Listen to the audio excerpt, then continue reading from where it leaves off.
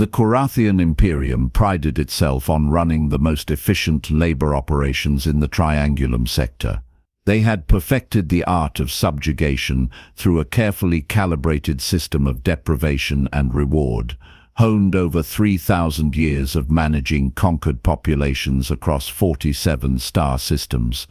Their psychological warfare tactics had broken the spirits of species far more resilient than most, and their labor camps operated with the smooth precision of a well-oiled machine. The Imperium scholars had written 17 volumes on optimal prisoner management, and their supervisors attended mandatory training seminars on extracting maximum output through minimal resource allocation. It was all very sophisticated, very enlightened, very galactic standard compliant, which made it particularly irritating when a shipment of humans arrived at mining installation 7 Gamma 12. The camp itself sat on a miserable chunk of rock called Vestara Prime, a planet whose only redeeming quality was an abundance of Quorathian ore buried in its crust. The Imperium needed Quorathian for their faster-than-light drives, which meant they needed workers to extract it, which meant they needed a steady supply of prisoners from various conflicts across the sector. Most came from species who'd had the poor judgment to resist Quorathian expansion. The Zentari workers were compliant, the Molvec laborers efficient, and the Prill miners adequately terrified of punishment. Everything functioned according to protocol. Then the humans showed up and immediately started treating the whole operation like it was mildly inconvenient, rather than life-destroyingly oppressive. Supervisor Krelix had been managing 7 Gamma 12 for 6 standard years without incident. He was a towering Quorathian, nearly 3 meters tall, with chitinous plating that gleamed purple-black under the facility lights, and 4 arms that could manipulate controls with intimidating efficiency. He took his job seriously, maintained order through calculated displays of authority, and had received 3 commendations for exceeding productivity quotas. His management philosophy was simple: control the essentials, and you control the population, which brought him to his current strategy. Confiscate everything, Krelix announced to his security team, his translator rendering his clicking mandibles into flat galactic standard. Every illumination device, every power cell, every photon-emitting implement. I want this camp darker than a collapsed star's event horizon. His second-in-command, a nervous Quorathian named Vrelak, shifted uncertainly. Supervisor, the regulations specify that minimal lighting must be provided for safety during. The regulations, Krelix interrupted, allow for disciplinary modifications when productivity falls below acceptable thresholds. Sector B missed their quota by 0.3% last rotation. This is corrective action. 0.3% was essentially a rounding error, but Krelix had noticed something troubling over the past weeks. The prisoners were becoming too comfortable, too cooperative across species lines, too willing to share resources and assist each other. That kind of solidarity was dangerous. It led to organization, and organization led to resistance, and resistance led to Krelix getting reassigned to some backwater station where his career would slowly die of boredom. No, better to remind everyone who held power here. The confiscation began at the evening meal. Security teams swept through the barracks while prisoners ate their nutritionally adequate but deliberately tasteless rations. They seized emergency lamps, personal devices that prisoners had somehow acquired through the camp's thriving black market, even the bioluminescent fungi that some enterprising Molvec had been cultivating in the corner of Barracks 8.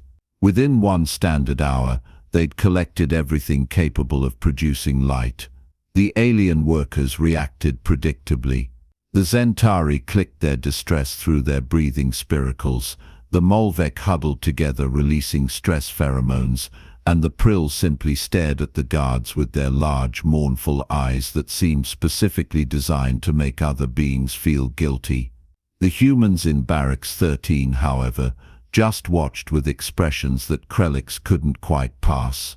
Their faces did that thing where the corners of their mouths turned up slightly, which his cultural database indicated was called smiling, but which in this context felt less like happiness and more like someone watching a particularly predictable tragedy unfold. One human, a male with brown skin and graying hair at his temples, sat on his bunk with his arms crossed. His identification chip registered him as Vic Tornell, formerly an engineer on a civilian transport that had gotten caught in a border dispute the Imperium had manufactured specifically to acquire prisoners. His file noted he'd been minimally cooperative but prone to creative interpretation of direct orders. Krelix made a point of stopping in front of him, all four arms akimbo in what every species recognized as an aggressive posture. "You find something amusing, prisoner?" Krelix clicked, his translator making it sound appropriately menacing. Vic looked up, that infuriating almost smile still on his face. "No, sir. Just thinking." "Thinking what?" "Thinking it's going to be real dark tonight." "That is the point," Krelix said, leaning down to bring his mandibles close to Vic's face. "Perhaps in the darkness, you humans will finally learn what it means to be powerless." Vic's smile widened slightly. Perhaps.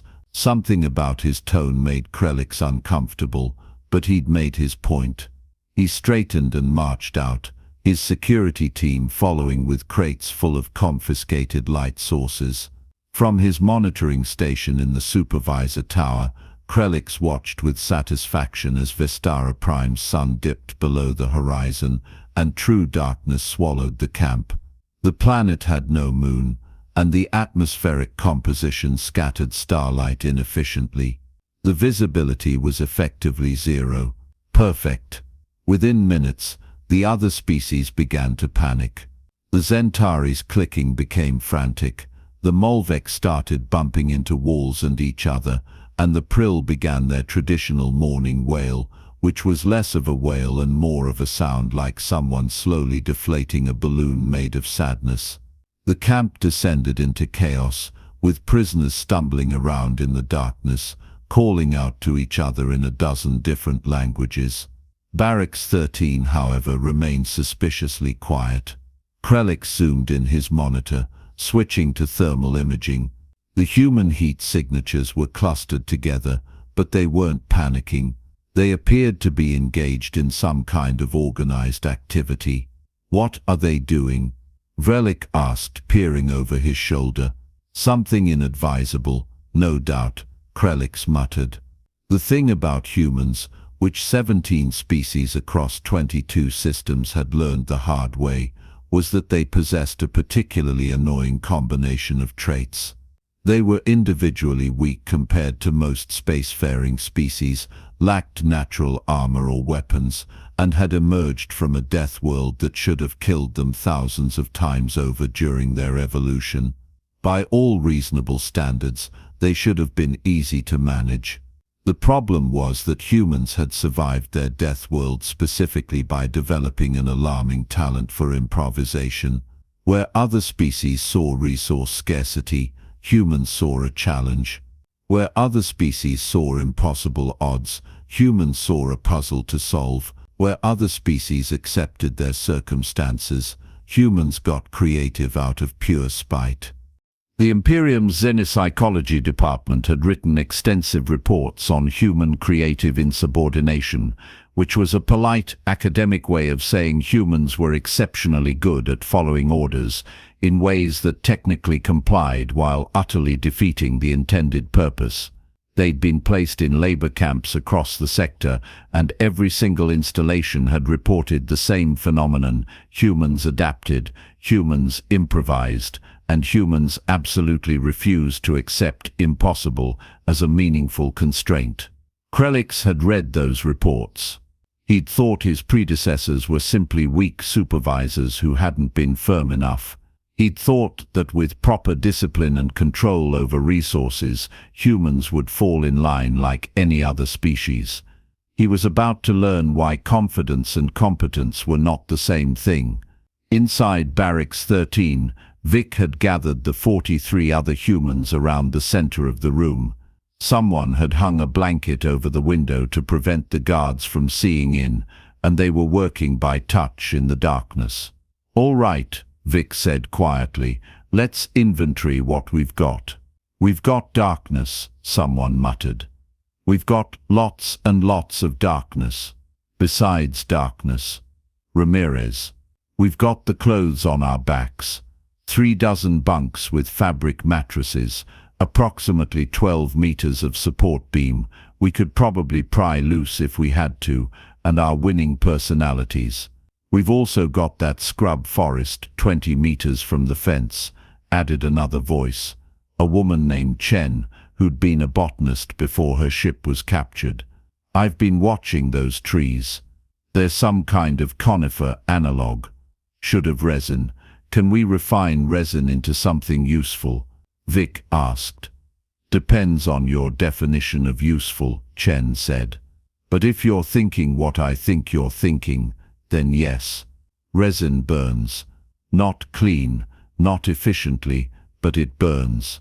There was a moment of silence as this information settled over the group. "You want to make torches," said another human, a man named Jackson, who'd been a welder before the war. "Old school, primitive cave person torches." "I want to make torches," Vic confirmed. "Because our dear supervisor Krelix has apparently never heard the human saying about giving us lemons. We make combustible light sources." "Exactly. I love this species," someone said in the darkness. "We're either the smartest idiots in the galaxy or the dumbest geniuses, and I genuinely can't tell which." "Why not both?"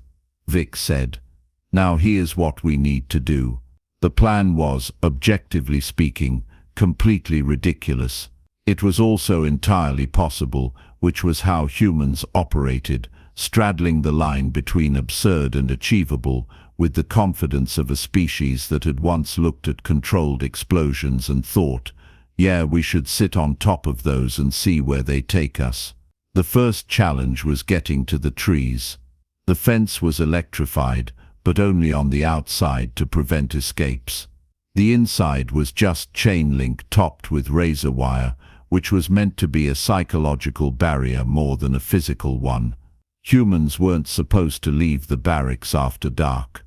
Vic had been watching the guard patterns for weeks. They cycled every 45 minutes, and there was a 7-minute gap in the patrol coverage of the northeast corner, where the guards' rounds overlapped poorly. Sloppy supervision, but when you thought you'd broken your prisoners' spirits, you got careless.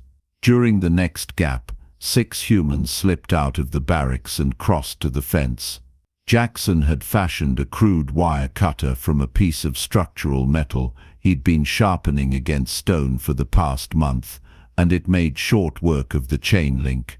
They cut a section large enough to crawl through, careful to avoid the razor wire at the top.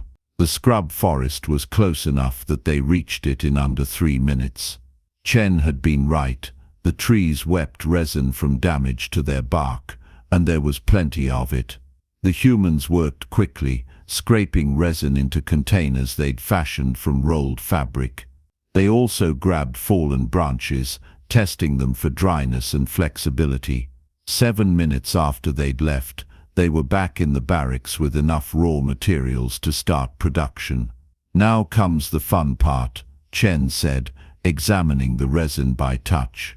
"We need to refine this. Pure resin will burn, but it'll be smoky and inconsistent. If we can process it a bit, we'll get better results." "Process it how?" someone asked. "We don't exactly have a chemistry lab." "No, but we have heat from our own bodies, friction and time. We can work the resin, warm it, mix it with some of the fiber from our mattress fabric to give it structure. It won't be elegant, but it'll work." What followed was several hours of the most determinedly low-tech engineering humans had engaged in since leaving Earth. Chen directed the chemical processing, explaining the principles involved with the enthusiasm of someone finally getting to use their education for something interesting. Jackson handled the structural components, fashioning torch handles from the branches and securing the resin-soaked fabric to the ends. Others contributed skills that seemed useless in a high-tech labor camp but were suddenly invaluable: camping experience, Boy Scout knowledge, that one guy who'd been really into medieval reenactment and actually knew the historical methods for torch construction. "You know what's funny?"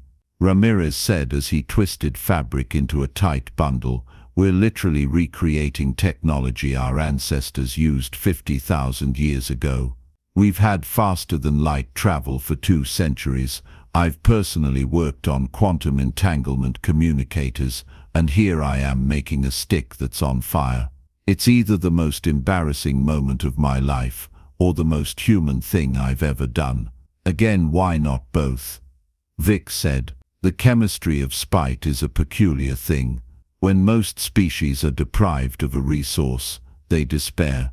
When humans are deprived of a resource, they get annoyed, and annoyance is functionally the same as motivation for a species that once invented agriculture, just so they wouldn't have to walk so far for food."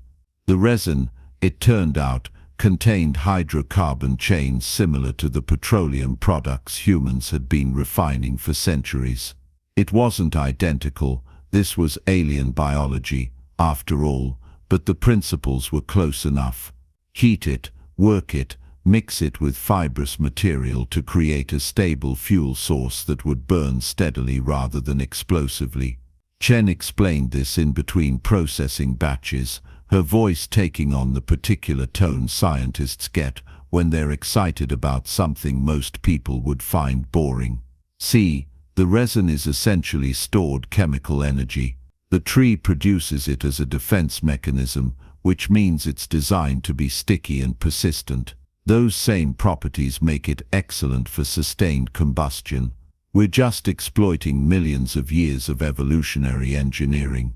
"Exploiting evolution out of spite," Jackson added. "That's going on my tombstone." "If we get tombstones," someone said. "When we get tombstones," Vic corrected. "Optimism, people. We're making fire. We're doing great." The first torch test happened around midnight, local time. They'd constructed a crude chimney effect using a bucket and some ventilation, and when Vic struck a piece of metal against stone to create sparks, the resin-soaked fabric caught immediately. Light bloomed in the darkness of Barracks 13. It wasn't much, a flickering orange glow that smoked more than anyone would prefer, and probably violated a dozen safety regulations. But it was light. Human-made, human-controlled light that existed purely because someone had decided darkness was negotiable. 44 faces reflected the flames, and every single one was grinning. "All right," Vic said, his face half lit by the torch. "Let's make 30 more." The assembly line that formed would have made industrial engineers weep with joy. Each human took a station based on their skills: resin refinement, fabric preparation, structural assembly, quality testing. They worked through the night, speaking in quiet voices, passing materials down the line with practiced efficiency. It turned out that a group of humans, given a common goal and limited resources, would naturally organize into a production system that maximized efficiency through distributed specialization. They'd done it when building pyramids, they'd done it when constructing cities, and they were doing it now while making primitive fire sticks in an alien prison camp. By dawn, they had 37 functional torches and enough processed resin for a dozen more. The Zentari in Barracks 11 were the first to notice. Their species had excellent night vision, and as morning approached, they saw light emanating from the human quarters. Not the harsh white illumination of modern technology, but warm, dancing orange light that moved and flickered like living things. Word spread quickly through the camp's informal communication networks. The Molvek picked up chemical signals indicating combustion. The Prill heard the humans moving with coordination and purpose. By the time Vistara Prime's sun began its ascent, every prisoner in the camp knew something had changed. Krelix noticed the thermal signatures first. His monitoring station showed heat sources in Barracks 13 that shouldn't exist, concentrated points of elevated temperature moving in organized patterns. "What are they?" Vrlik began, then stopped as understanding dawned. "They didn't." "Get me a visual," Krelix ordered, his voice tight. The camera feed showed exactly what he'd feared. The humans were emerging from their barracks, and each one carried a torch. Actual primitive burning torches like something from a pre-spaceflight civilization. The flames cast dancing shadows across the compound, and the humans moved with the casual confidence of people who'd just solved a problem they weren't supposed to be able to solve. Vic led the group, torch held high, walking directly toward the center of the camp, where the other species were gathered in the darkness. "Here," he called out in Galactic Standard, his voice carrying across the compound. "We made extras." What followed was possibly the most surreal moment of Krelix's career. The humans distributed torches to the other species, showing them how to hold them safely, how to keep them lit, how to process more resin if the flames died. Within 20 minutes, the entire camp was illuminated by flickering firelight. The Zentari cliques became less frantic, the Molvek stopped releasing stress pheromones, and the Prill actually stopped their morning wail for the first time in hours. Prisoners from different species gathered around the light sources, sharing space and warmth, and the camp transformed from a place of darkness and fear into something that almost resembled community. Vic stood in the middle of it all, torch in hand, and looked directly at the Supervisor's tower. Even from a distance, Krelix could see that infuriating smile. The human raised his torch in what might have been a salute, or might have been a very polite gesture of defiance. It was hard to tell with humans. "Bring him in," Krelix ordered. "Bring all of them in. This is a violation of camp regulations.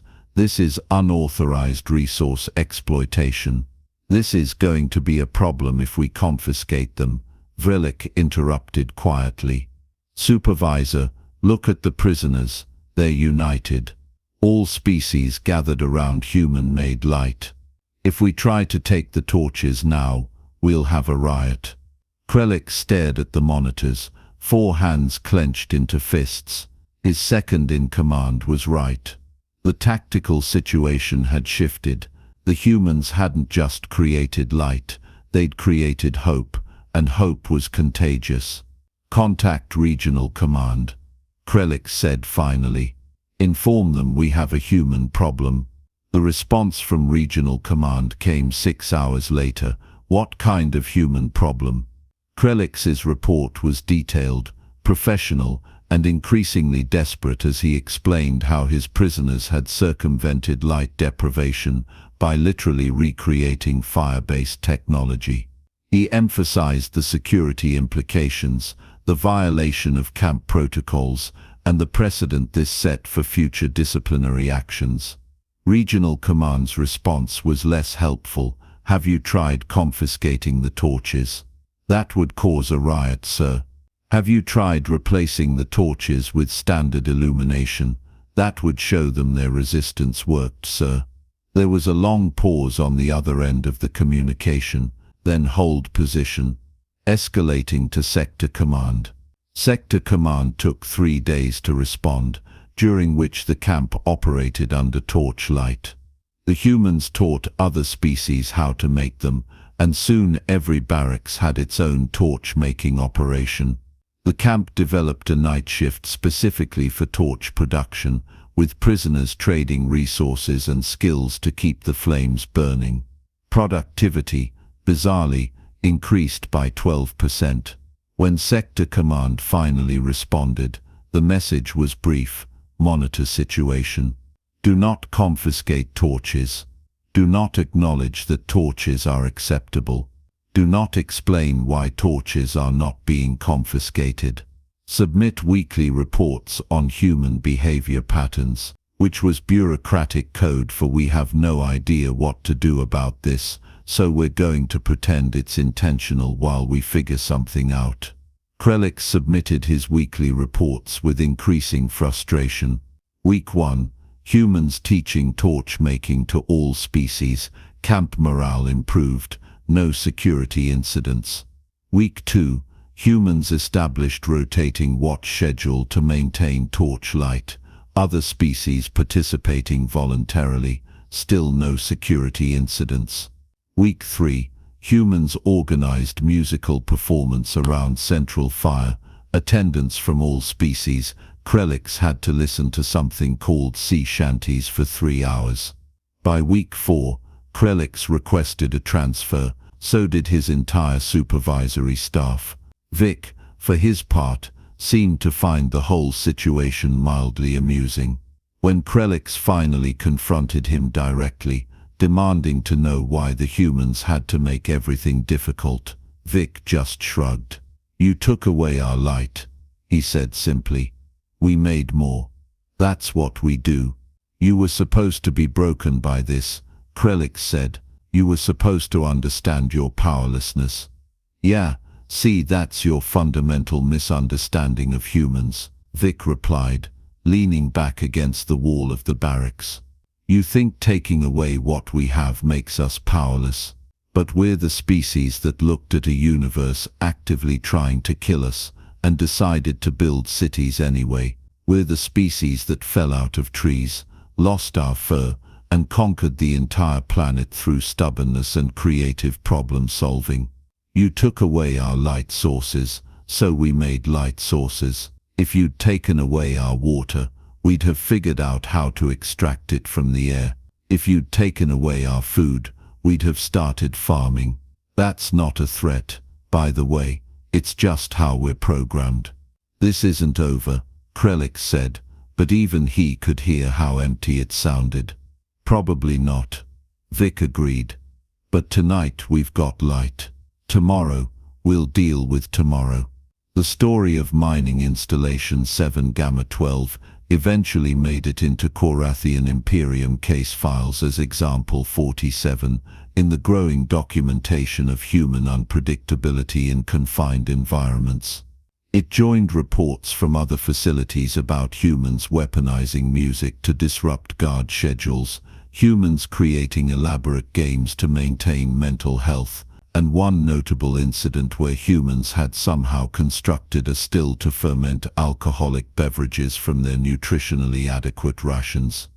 The Imperium's Xenopsychology department added another volume to their collection, this one titled Resource Denial as Motivational Factor, a Study in Counterproductive Disciplinary Methods. The conclusion was succinct. Humans interpreted every obstacle as an invitation to innovation, and attempting to break their spirit through deprivation only resulted in increasingly creative forms of resistance. Recommendations included: provide adequate resources to prevent spite-based engineering, maintain minimal quality of life standards to reduce motivation for improvisation, and under no circumstances attempt to outstubborn a species that had domesticated wolves just so they'd have friends. Krelix transferred to a nice quiet station monitoring asteroid mining drones. No prisoners, no humans, no problems. He later wrote a memoir called Why I Left Field Operations, which became required reading for new supervisors. The chapter on Torch Incident was particularly popular. Vic Tornell served out his sentence at 7 Gamma 12 and was eventually released as part of a prisoner exchange. He went back to engineering civilian transports and occasionally told the story of that time he reinvented fire to spite an alien prison supervisor. People usually thought he was exaggerating until they checked the official records and found out everything was documented. The torches at mining installation 7 Gamma 12 burned for another 8 months until the Imperium finally authorized proper illumination to be restored. By then, the prisoners had developed an entire culture around torch making, with different species contributing their own innovations. The Zentari figured out how to make the flames burn different colors. The Molvec developed a resin preservation technique that extended burn time, and the Prill turned out to have a natural talent for decorative torch design. When the electric lights came back on, many prisoners kept making torches anyway. They'd become a symbol of something important, the idea that even in the darkest circumstances, someone would find a way to make light. And across the Triangulum sector, in 17 different labor installations, supervisors read the reports from 7 Gamma 12 and made a collective decision to just give human prisoners adequate lighting from the start. It was easier than dealing with whatever creative solution they'd inevitably engineer, and nobody wanted to be the subject of the next case study. The Quorathian Imperium prided itself on running efficient operations through sophisticated resource management and psychological control. They had 3,000 years of experience breaking the spirits of conquered populations. They had 17 volumes on optimal prisoner management and mandatory training seminars for all supervisors. What they didn't have, and what they learned the hard way at mining installation 7 Gamma 12, was a protocol for dealing with a species that treated impossible as a suggestion rather than a limitation. The humans took away from the experience a renewed appreciation for basic technology and a funny story. The Imperium took away a very expensive lesson about the difference between compliance and creativity. And somewhere in the archives, in a file marked Human Incidents Ongoing, was a single note added by an exhausted bureaucrat. Next time they ask for something reasonable, just give it to them. It's cheaper than whatever they'll build when we say no. The supervisors had taken all the light sources. The humans had mixed resin, made torches, and lit the whole camp. In the grand calculation of power and resistance, the equation had balanced in the most human way possible, not through violence or grand revolution, but through 44 people deciding that darkness was optional and acting accordingly. Somewhere Vic Tornell was probably smiling about it. That infuriating, knowing smile that said he'd seen this coming all along. Because that's what humans did. You gave them nothing, and they made something. You gave them darkness, and they made light. And they'd keep doing it, every single time, forever, because spite was apparently a renewable resource.